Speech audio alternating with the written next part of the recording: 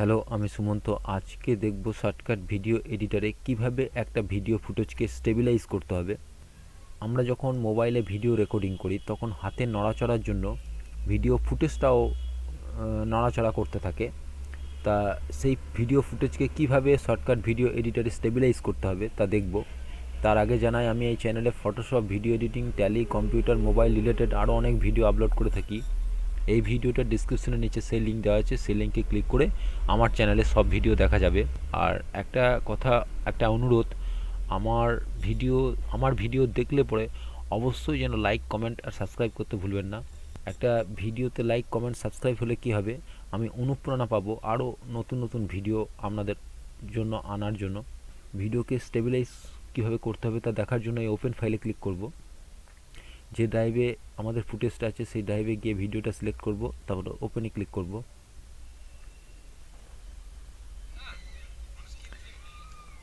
Video ফুটেজটা আমাদের প্লেলিস্টে এসছে।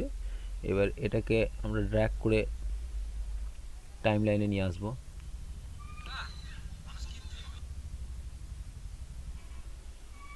এবার টাইমলাইনে আনার পর আমরা একটু ছোট করে নেব জুমটা সুবিধার জন্য। এবার এই যে ফিল্টার অপশান আছে, এই ফিল্টার অপশানে সিলেক্ট করব। সিলেক্ট করার পর এই যে প্লাস সিম্বল দেখাচ্ছে, অ্যাড এ ফিল্টার, এটা সিলেক্ট করব। সিলেক্ট করার পর এখানে স্টেবিলাইজ এই যে অপশানটা চলে এসছে, স্টেবিলাইজ অপশানটা, এটা সিলেক্ট করব। সিলেক্ট করার পর এখন আমরা সেকনেস কেমন থাকবে, অ্যাকুরেসি, এগুলো আমরা কমা বাড়া করতে পারি। তো এখন আমরা বাই ডিফল্ট যেটা সেট আছে সেটা রাখার পর এই যে অ্যানালাইজ অপশান আছে এটা সিলেক্ট করব। এবার ভিডিও অ্যানালাইজ করার জন্য আমরা একটা নাম দেব।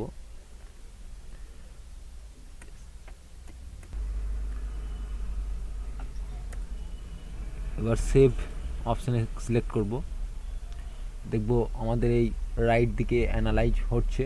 এখন 1, 2, 3 এভাবে পার্সেন্টেজ যখন 100% হবে তখন অ্যানালাইজ হওয়ার পর আমরা এক্সপোর্ট করে সেভ করব। এবার আমাদের 100% হয়ে গিয়েছে অ্যানালাইজ। এবার আবার যদি কমা বাড়া করতে চাই সেক্ষেত্রে আমরা এই জুম একটু বড় করব।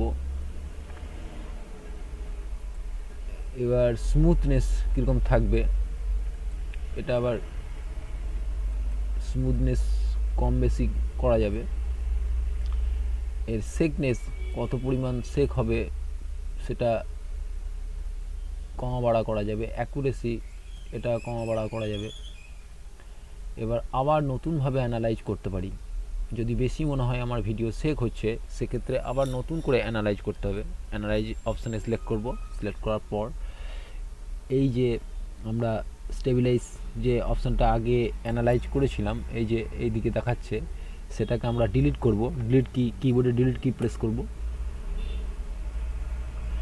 এবার নতুনভাবে আবার অ্যানালাইজ সেভ অপশানে ক্লিক করার পর stabilize already exist, do you want to replace it, আমরা রিপ্লেস করে দিয়েছি।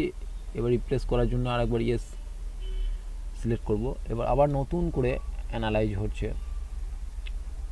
এরকমভাবে দেখতে হবে ভিডিও ফুটেজ কেমন ধরনের সেক দেখা যাচ্ছে, সেই অনুযায়ী অ্যানালাইজ করার পর এগুলো কম বেশি করে অ্যানালাইজ করার পর অ্যানালাইজ যখন সম্পূর্ণ হয়ে যাবে তারপর আমরা ভিডিও এক্সপোর্ট করে আমরা এডিটিং দেখতে পাবো।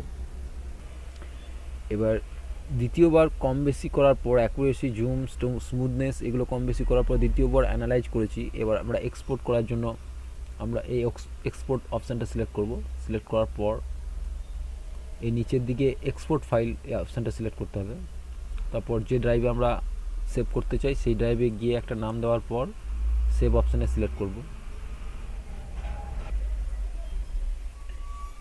এবার এক্সপোর্ট পুরোটাই সম্পূর্ণ হয়ে গেছে। এবার যে ড্রাইভে আমরা এক্সপোর্টের জন্য আমরা সেভ করার জন্য আমরা সিলেক্ট করেছি সেই ড্রাইভে যাওয়ার জন্য এটা মিনিমাইজ করব।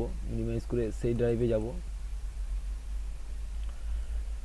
যাওয়ার পর এখানে আমাদের দুটো ফুটেজই এসছে, একটা স্টেবিলাইজ শ্যুট আর আমাদের যেটা আগেকার যেটা ফুটেজ। এবার দুটো ক্লিক করার পর এটা ডাবল ক্লিক করার পর দেখব কেমনভাবে আমরা আগের অবস্থায় ছিলাম আর এখন কেমন হয়েছে। আগের অবস্থাটা দেখার জন্য আগে এরকম চেক হচ্ছিল, এবার এখন দেখব এটা বন্ধ করব।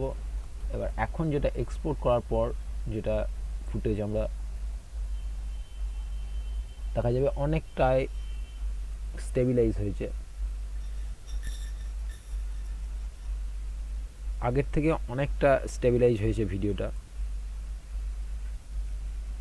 এরকমভাবে যে কোনো সেক ফুটেজকে আমরা স্টেবিলাইজ করতে পারি।